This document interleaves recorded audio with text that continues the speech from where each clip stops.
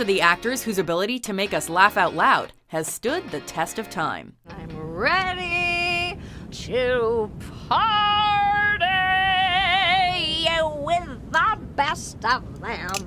And I'm gonna go down to the river. Welcome to WatchMojo.com, and today we're counting down our picks for the top 10 comedy actors of all time. Was that a fart? I don't know. For this list, we're scouring Hollywood history to find the funniest comedic actors who ever graced a screen.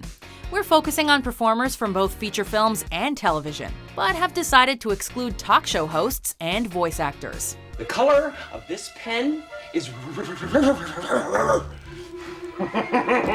This is the final part of a series of videos spanning the decades.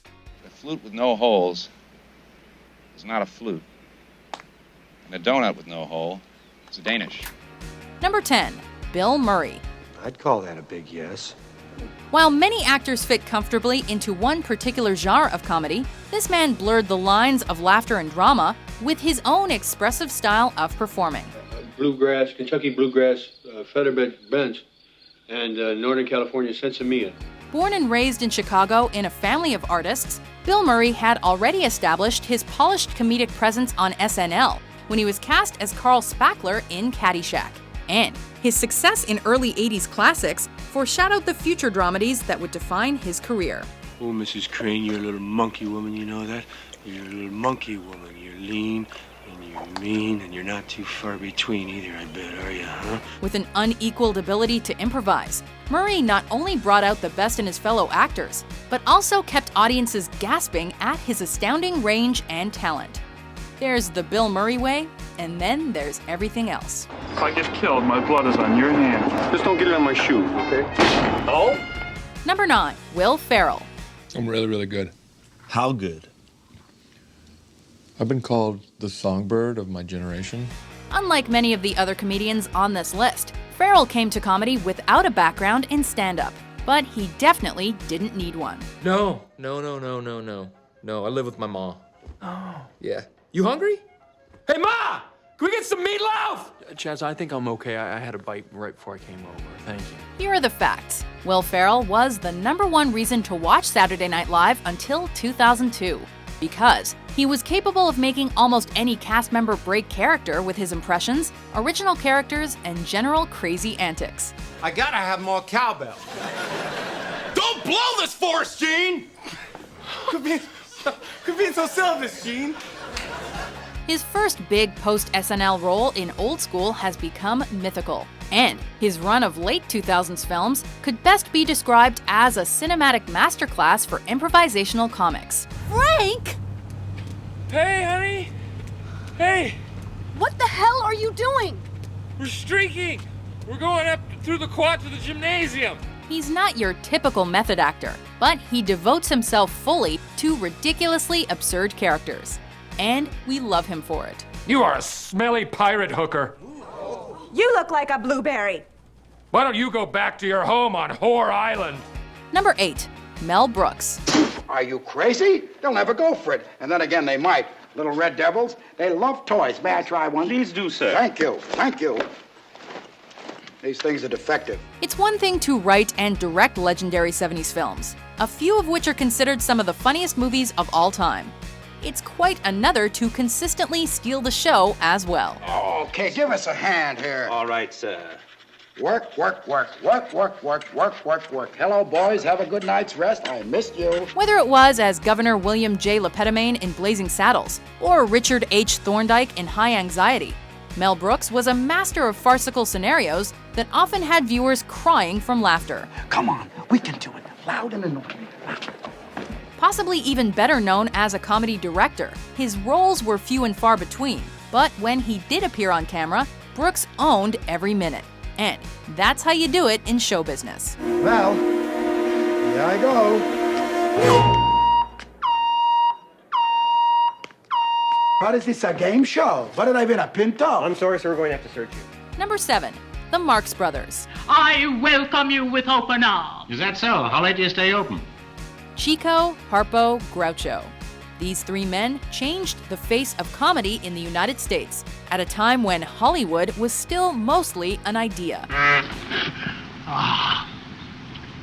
Why?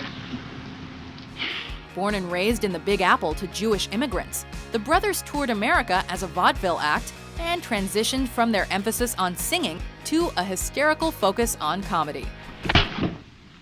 You ought to be ashamed of yourself. Where'd you hear that story? Well, you told it to me. Oh, yes, I remember. Upon commanding the stages of Broadway with their free-form style, You expecting somebody? Yes.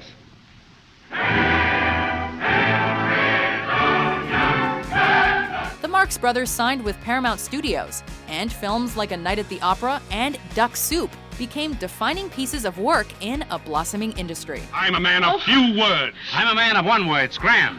Number 6. Eddie Murphy. Jesus Christ. In a time when veteran white actors were displaying their comedic expertise on Saturday Night Live, a teenaged African-American comic from Brooklyn became the shining star.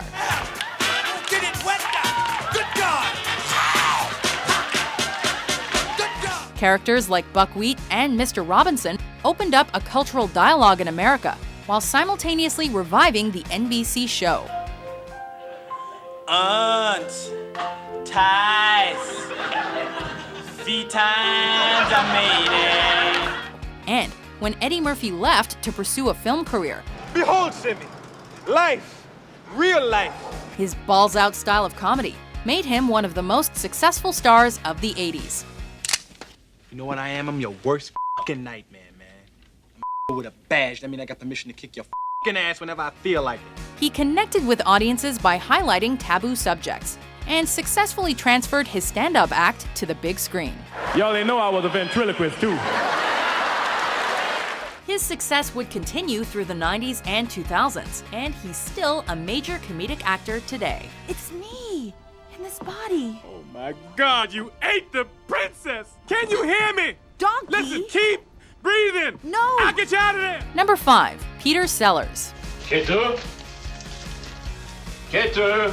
Over 10 years after first appearing in the career-making role of the bumbling Inspector Clouseau in The Pink Panther, Peter Sellers reprised his iconic role twice during the 70s and displayed what it meant to truly be a comedic genius. What sort of stupid question is that? Are you blind? Yes. Oh, I see. Yes. From the walk to the talk, Sellers always brought a unique identity to his characters, and he bookended his Pink Panther roles with equally extravagant performances in The Optimists of Nine Elves and Being There. This is just like television, only you can see much further. With an uproarious contrast of highbrow characters and lowbrow humor, Sellers found a way to sell every aspect of his performance through extraordinary preparation and a natural gift for comedy. I've seen it done before in a film on television This about a won't hurt hospital. at all. And it did hurt.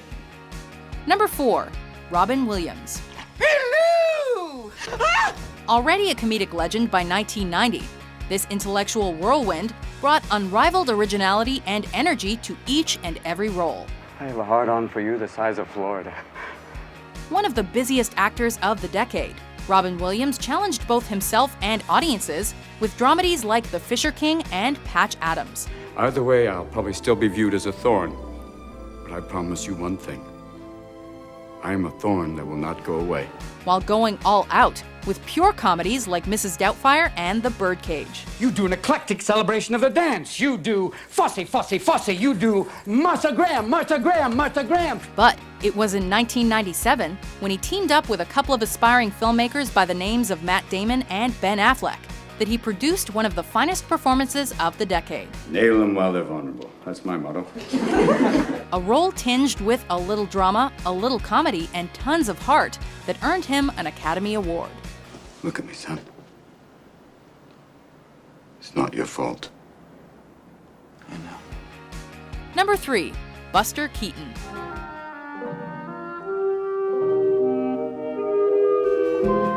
Long before he became known as the Great Stoneface, a child named Joseph Keaton performed for his father's traveling vaudeville show, which was co-operated by Harry Houdini.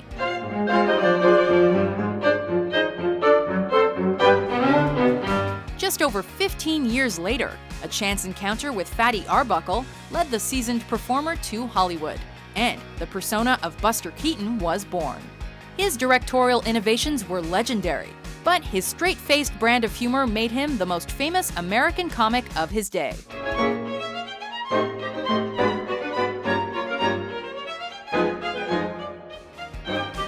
Part magician, part stunt guy, and part leading man, Keaton transcended the perceived possibilities of film before the existence of talkies. We undoubtedly owe a lot to Buster and his blistering routines.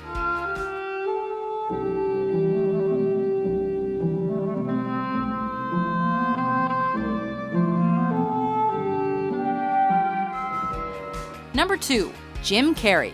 Thank you. Thank you too much. After a few lukewarm big screen performances in the 80s, this innovative Canadian reinvigorated his screen presence by joining forces with the Wayans family on In Living Color. And all hell broke loose in the world of comedy because there was a new sheriff in town. Right in there. With surreal characters like Fire Marshal Bill, Carrey transferred that boundless energy and creativity to cinema soon enough. That's a lovely accent you have. New Jersey? Austria. Austria? Well then, good day, mate. With hits like Dumb and Dumber, Ace Ventura, and Liar Liar. I can't lie! Carrey's charisma was impossible to ignore, and with each remaining year of the decade, he cemented himself further as one of the most bankable comedy actors of the 90s. Everybody's been real nice. Well, that's because you have big jugs. I mean, your boobs are huge. I mean, I want to squeeze them. Before we unveil our top pick, here are a few honorable mentions. Steve Madden. Steve. Well, just don't do something. Sit there. That is, class dismissed. You may go.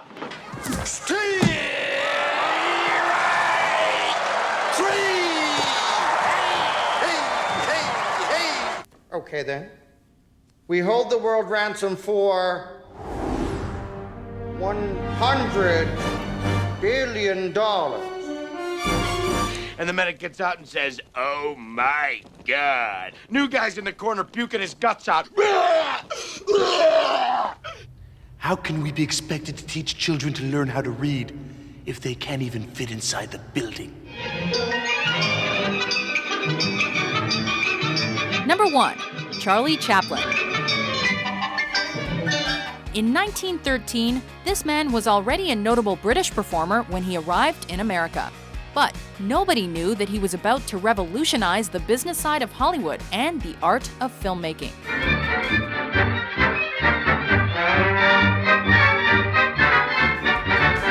With his down-and-out character named the Tramp, Charlie Chaplin found a way to emotionally connect with audiences while simultaneously lifting their spirits.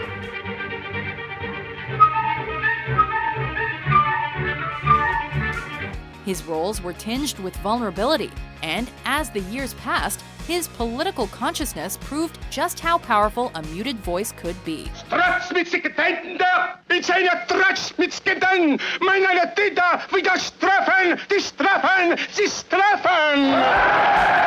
Even when sound trumped the idea of silent cinema, Chaplin continued to work on his own terms well into the 1950s. Chaplin is the first, the last, the everything when it comes to modern comedy.